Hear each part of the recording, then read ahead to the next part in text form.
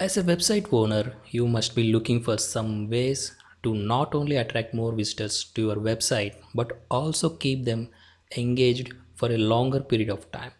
Well, I have got some great news for you.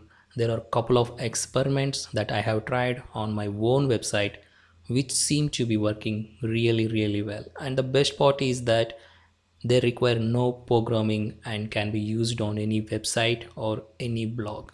Firstly, I added a Facebook widget to my website sidebar, which has increased the average time spent by visitors on my website. The Facebook widget lists your blog's most recent articles in a unique order of social popularity, which encourages people to check out content that their friends and others may have liked.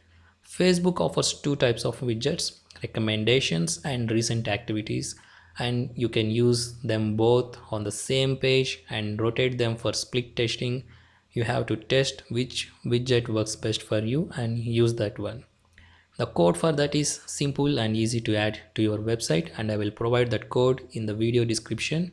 All you need to do is replace website URL with your own website. Secondly, I use the Twitter widget on my blog homepage in a slightly different way.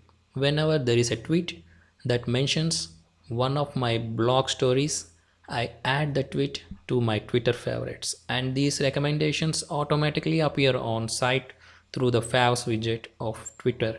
This helps me promote even my old content which might have stayed hidden in the archives.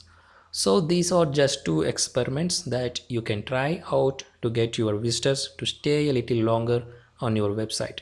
They are easy to implement and I hope they work well for you, just as they have worked for me. Good luck.